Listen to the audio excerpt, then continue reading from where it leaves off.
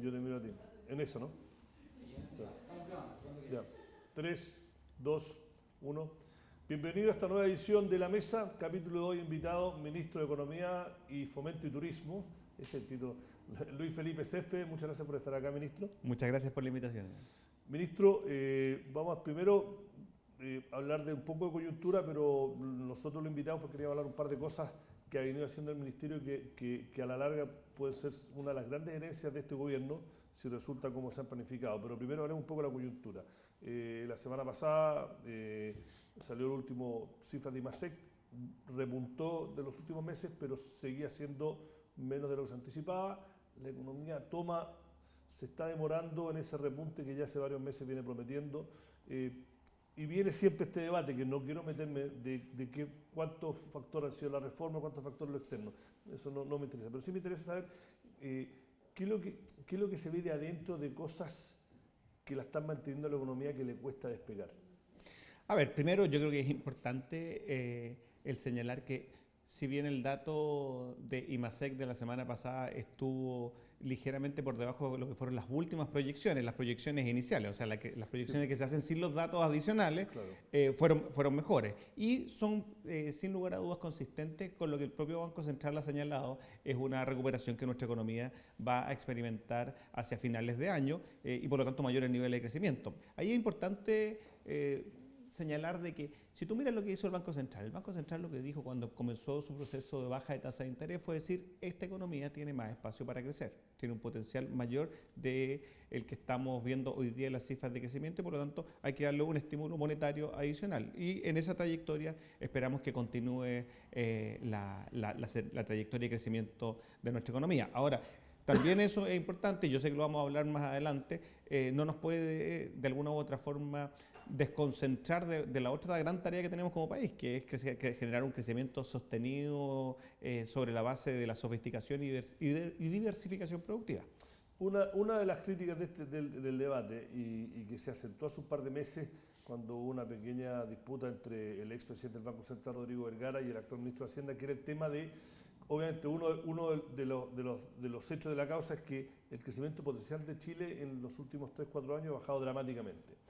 Hay una corriente de economistas, tanto en Chile como afuera, que dicen que igual como cuando uno pierde peso, los primeros 10 kilos son fáciles, después se complica. Chile creció a tasas de 4, 5, 6% por 20 años y que como es un país de ingreso medio alto, crecer a esas tasas independiente de lo que pase afuera o adentro es mucho más complicado. Ya han habido muy pocos países que lo han podido hacer, uno de esos es Corea del Sur. Y hay otra corriente que dice que no, que hay cosas más allá de ese factor, que hay cosas que ha hecho mal este gobierno o que no ha hecho bien o que ha dejado de hacer, que son un factor importante porque el crecimiento potencial de la economía está trancado. No, lo dejo ahí picando, para que usted tome el ángulo que más le interesa. A ver, yo creo que las discusiones sobre crecimiento económico son siempre discusiones complejas y lo primero que uno tiene que hacer es evitar caer en el simplismo. Yo creo que eso es una enseñanza que obtenemos de todos los países que han logrado alcanzar el desarrollo. En segundo lugar, si uno mira el crecimiento de la productividad en nuestro país, no es un crecimiento de la productividad que se haya venido creciendo solamente en los últimos años o con una productividad que no ha crecido todo lo que crecía antes, sino que ya llevamos un periodo más bien prolongado en términos de tiempo. Y precisamente por eso que para nosotros la agenda está basada en el crecimiento de la productividad. Ahora, hay algunos que dicen, no, mire, ¿sabe qué? Estos son las reformas. Yo los invitaría a que miraran lo que está ocurriendo en el Perú y se hicieran un análisis serio de las cifras. Miraran, por ejemplo, lo que es la producción minera y lo que es el PIB no minero en un país que siempre ha sido señalado como un país a mirar por el crecimiento que está exhibiendo. Y si ustedes miran las cifras de los últimos años, se van a dar cuenta de una fuerte desaceleración respecto a lo que había sido el periodo 2010-2013. Entonces, creo que acá no podemos caer en simplismo. Y lo que nosotros hemos hecho es precisamente plantear una agenda de productividad. Déjenme darles un ejemplo.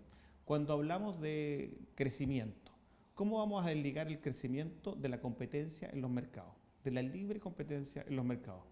A mí me gustaría saber cómo evalúan los mismos que hacen la crítica negativa respecto del crecimiento en nuestro país, la ley de libre competencia que nosotros pasamos, que hace que una empresa o que un conjunto de empresas que en el pasado se coludía y podía tener ganancias en torno a 1.500 millones por sobre las ganancias normales y que pagaba una multa de 55 millones de dólares, o sea, una multa que no tenía ninguna relación con el beneficio económico obtenido, ahora en esta nueva situación, donde la multa en ese caso podría haber llegado a 3.000 millones de dólares, con la nueva legislación. ¿Cómo esa legislación impacta el crecimiento? Nosotros creemos que es fundamental para el crecimiento, porque dígame usted, ¿qué empresa va a innovar? ¿Se va a dedicar verdaderamente a colocar la innovación en el centro de su estrategia productiva si es más rentable coludirse? Y eso es un cambio absolutamente fundamental para incrementar la productividad. Los economistas más neoclásicos que usted pueda conocer le van a decir que existe una correlación muy clara respecto a los índices de competencia, de competencia en un mercado y su ingreso per cápita. Y nosotros dimos un paso fundamental en esa materia. Ministro, usted le abrió la puerta al tema principal, ¿por qué lo invitamos? Usted está en la parte quizás menos mediática de la dupla de crecimiento que está Hacienda, que es el que tiene que cuidar que la chequera alcance a fin de mes, y el Ministerio de Economía, Fomento y Turismo, que la idea es que mire más a largo plazo, políticas públicas de Estado de que genere crecimiento a largo plazo. Y usted, sobre todo en los últimos 2 años, han venido apostando fuerte, una cosa que ya venía de gobiernos previos, pero le han puesto mucho foco al desarrollo a través de Corfo, el tema del litio y darle valor agregado, temas de productividad. Esta va a ser la pregunta fácil.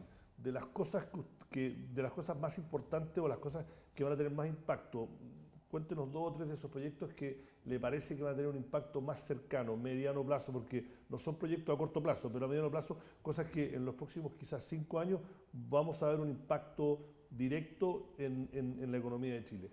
A ver, déjame darte el principio y después algunos ejemplos. El principio que nosotros hemos dicho es que para elevar la productividad en nuestro país tenemos que, en primer lugar, diversificar y sofisticar nuestra matriz productiva. ¿Por qué?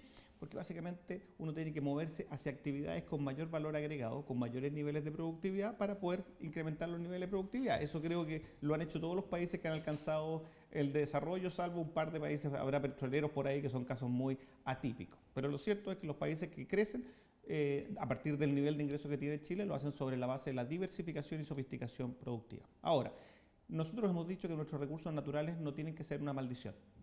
Pueden ser una plataforma para la innovación y para la sofisticación de nuestra matriz productiva. ¿Cómo se hace eso? Primero, reconociendo, por ejemplo, que nosotros tenemos hoy día la más alta radiación, que tenemos en nuestro país la más alta radiación solar del mundo. Sin embargo, la tecnología que nosotros utilizamos para aprovechar esa alta radiación solar, la más alta radiación solar del mundo, es una tecnología que está hecha para radiación solar, por ejemplo, de Europa. Entonces no le estamos sacando todo el provecho a esa calidad de radiación solar que tenemos en el país. Tenemos particularidades, 40% más de rayos UV, etc. Podemos ser entonces desarrolladores de tecnología que nos permita aprovechar esa alta radiación, que nos permita incluso disminuir aún más los costos de la energía, que ya son bajos, tener energía renovable, sustentable, lo podemos hacer. Tenemos un programa hoy día que está generando, que a través de un consorcio internacional y con empresas nacionales y universidades nacionales, un nuevo panel fotovoltaico con tecnología para alta radiación. El día de mañana ese panel fotovoltaico, esa tecnología, ¿ustedes pusieron plata? Nosotros lo que estamos haciendo es trabajando de nuevo con los privados, con las universidades. ¿Para qué? Para generar esa tecnología que nos permita el día de mañana comenzar a exportar conocimiento. Pero ahora usted dice, ¿y qué pasa si tenemos energía solar? A esos precios bajos, competitivos, podemos producir hidrógeno. Usted puede producir hidrógeno rápidamente y por lo tanto puede empezar a pensar en una minería verde. ¿Por qué? Porque si producimos hidrógeno, tenemos motores a hidrógenos y por lo tanto sin emisión, podemos producir la minería verde o el cobre verde. ¿Pero es una cosa realista en los próximos años o es una mirada, una cosa que suena bien, que se pone en un paper y no sé, pasa? No, todo lo que estamos haciendo tiene una visión de mercado. Esa innovación que nosotros estamos impulsando desde Corfo tiene una visión de mercado. Tanto así de que tenemos consorcios internacionales, institutos internacionales que están trabajando con nosotros precisamente en eso. Acabamos de lanzar una convocatoria, tenemos varios interesados ya para hacer un proyecto de transformación de motores de diésel a motores diésel hidrógeno. Y ahí tenemos ya varios interesados, todas empresas internacionales, institutos tecnológicos internacionales que vamos a conectar con locales para materializar el desarrollo tecnológico que el día de mañana nos permita tener una minería con más conocimiento, una minería inteligente, la hemos llamado. Esos son proyectos que están ocurriendo, que se están desarrollando. Otra de las cosas que estamos haciendo y que está cambiando definitivamente en nuestro país es la democratización del emprendimiento y la innovación. Ustedes nos dicen a nosotros muchas veces, bueno, ¿qué pasa con con las empresas, ¿qué pasa con el desarrollo de las empresas? ¿No son importantes acaso las empresas para el desarrollo del país? Por supuesto que lo son. Y nosotros tenemos un eje central de nuestra estrategia, es decir, que las empresas son fundamentales, pero queremos que los empresarios provengan no solo de un grupo sector de la sociedad, sino que vengan de todos los distintos sectores de la sociedad, de forma tal de hacer un adecuado aprovechamiento de todos los talentos que tenemos en el país. Por eso hemos dicho que tenemos que democratizar el emprendimiento y la innovación. Eso pasa por generar mayores capitales semillas, para que alguien que tiene una buena idea de negocio la pueda llevar adelante, independiente si la familia tiene o no los recursos para apoyarlo. Un dato importante, entre el 2001 y el 2015, nosotros apoyamos 3.500 aproximadamente emprendimientos dinámicos, estos emprendimientos con alto potencial de crecimiento que se pueden transformar. ¿Y cómo lo identifican ustedes? 3.500, entre el 2001 y 2015, 3.500. El año pasado, solo el año pasado, apoyamos a 1.000 emprendimientos dinámicos. O sea, estamos cambiando el mapa en términos de gente que está recibiendo estos apoyos. Corfo, ¿cuánto el promedio, cuánta plata, para que la gente tenga una sensación, cuánta plata se invierte? ¿O es un préstamo blando? ¿Es una inversión que se repaga? ¿Cómo es? No es un capital semilla, es un capital que puede ser, no sé, 20 millones de pesos, 30 millones de pesos, que lo que van a hacer es permitirle a ese emprendedor el desarrollar la idea. Tenemos en Corfo, tenemos un equipo de evaluadores externos para precisamente dar seguridad que estos recursos van a ir destinados a los proyectos que obtienen los más altos puntajes y que por lo tanto son recursos que están bien asignados. Ahora, eso no significa que todos esos emprendimientos van a ser exitosos. Eso es parte de la política. Claro. Pero sí ocurre de que si nosotros ampliamos la base de emprendimientos, de emprendedores dinámicos, lo que estamos haciendo es... están haciendo un capital de riesgo, son un venture capital. Estamos generando entonces una base que va a permitir que tengamos un mayor financiamiento hacia esos proyectos, porque cuando usted tiene 100 proyectos, ese portafolio no es lo suficientemente grande para aplicar leyes de grandes números, cosa de que haya mayor interés por invertir. Ahora, también tenemos el desafío de hacer que nuestras empresas y de que también nuestros fondos de inversión vean en el emprendimiento dinámico, en la innovación, una fuente de rentabilidad. Y creo que ahí tenemos mucho desafío todavía. En nuestro país las empresas innovan poco. La mayor parte del financiamiento en investigación y desarrollo vienen a través de fondos públicos. Lo opuesto ocurre en Europa. Cuéntenos un poco lo que está pasando con Corfo y el proyecto del litio, que si lo explico bien, es medio complicado, pero empresas que se instalen en el norte y que produzcan baterías o valor agregado al litio. Chile se compromete a través del contrato que firmaron con Albemarle, Rockwood, ¿no? Un precio especial para el litio. Nosotros estuvimos a señor Vitrán hace un par de semanas, o por un par de meses, ya no me acuerdo bien, que deslizó que ya estaban conversaciones bien avanzadas con empresas europeas y una coreana. Uh-huh. Eso, ¿cuándo este año se tendría que decidir la ganadora o el ganador? Y esto después, ¿cuándo empieza? ¿Cuándo se empieza a instalar? ¿Cuándo podríamos ver baterías, motores, etcétera? A ver, la lógica de ese programa, ¿cuál es? El decir, mire, nosotros podemos aprovechar las particularidades que tenemos en nuestro país para encadenar, para sofisticar nuestra matriz productiva. Sume energía solar con minería, con litio.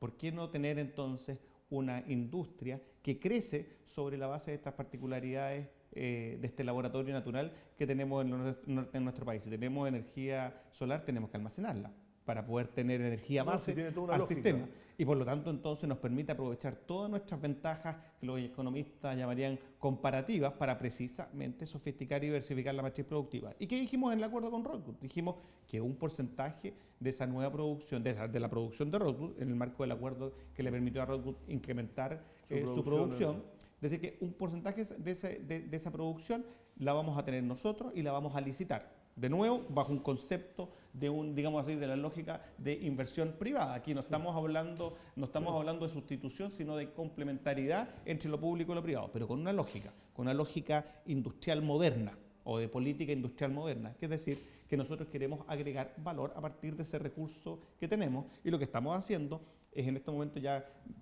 recibimos se debe haber cerrado ya el proceso de recibir todas las ofertas. ¿Y qué es lo que son ofertas? Empresas que nos digan cómo van a ellos a utilizar estos recursos que nosotros podríamos poner a disposición de ella para generar más valor agregado que podamos capturar en nuestro país. Esa es la lógica. ¿Y cuándo son los plazos? Bueno, ahora viene el proceso de evaluación. Tenemos evaluaciones con evaluadores externos, evaluadores internacionales, para hacer la evaluación de las distintas propuestas, cosa después asignar las cuotas que se van a asignar y de esa forma comenzar a ver la materialización de los proyectos. Tenemos que ver los proyectos, cuáles son, por ejemplo, una de las dimensiones son sus planes de inversión, cuáles van a ser las inversiones que van a realizar, en qué periodo de tiempo. Eso es parte de la propuesta que se tenía que hacer. Entonces todavía tenemos que analizar todavía esas propuestas y ver que se materialicen. Pero el concepto y el cambio radical acá, creo yo, es una nueva forma de ver la interacción entre lo público y lo privado,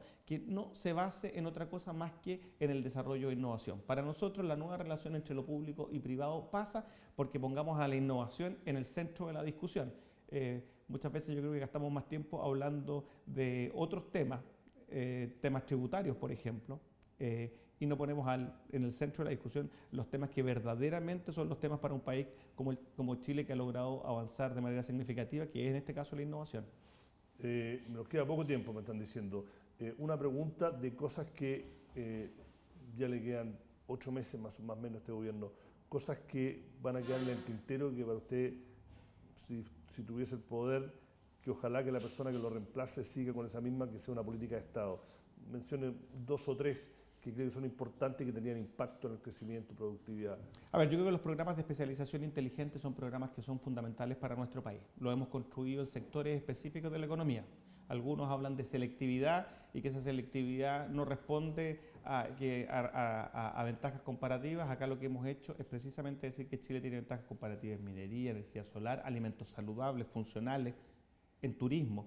Y hemos implementado hojas de ruta que tienen un horizonte de 10 años. Nosotros esperamos que esa lógica se mantenga, porque acá no estamos hablando de voluntarismo, sino estamos hablando de estricta lógica económica para diversificar nuestra matriz productiva. Segundo lugar, la democratización del emprendimiento y la innovación. Hemos, como nunca antes, generado recursos, un ecosistema para el emprendimiento y la innovación que creemos que es fundamental mantener, porque solo de esa forma vamos a tener... Pero eso venía ya de gobiernos previos. Absolutamente, pero nosotros creemos que eso debe seguir creciendo porque yo creo que ya se transforma en una política de Estado.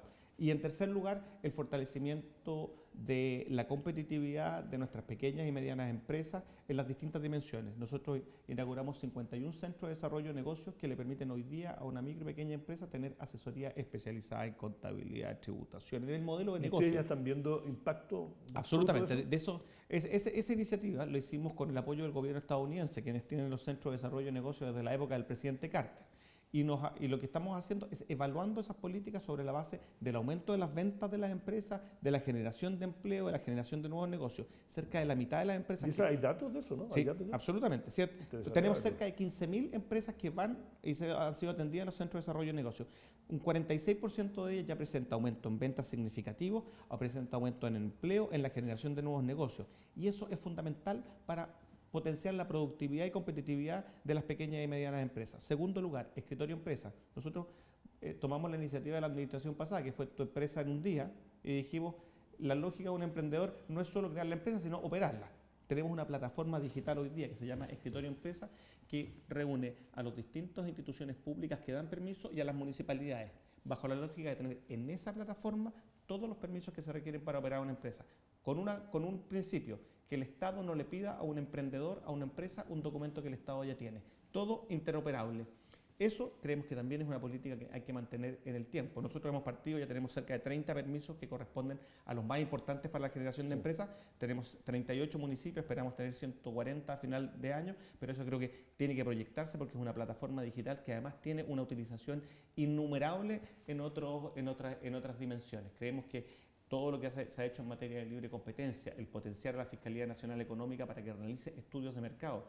La ley de libre competencia que aprobamos en el Parlamento le dio a la Fiscalía Nacional Económica la posibilidad de hacer estudios de mercado, de solicitar información a las empresas, no en el marco de una investigación, sino en el marco de un estudio de mercado, para poder indicarnos cuáles son los aspectos regulatorios o de ley que hay que mejorar para mejorar la competencia, la competitividad. Por ejemplo, hoy día tenemos un estudio anunciado por la Fiscalía Nacional Económica en materia de rentas vitalicias y así queremos potenciar ese instrumento porque creemos que es fundamental para hacer las educaciones regulatorias y también legales que sean necesarias para potenciar la competencia en nuestra economía.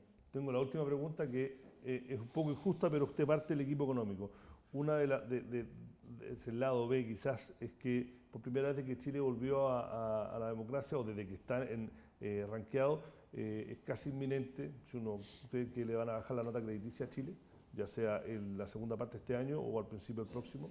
Y de acuerdo a 2 estudios que se han en los últimos 10 días, hay gastos comprometidos de entre 3.500 y 4.000 millones de dólares sin los ingresos para pagar eso.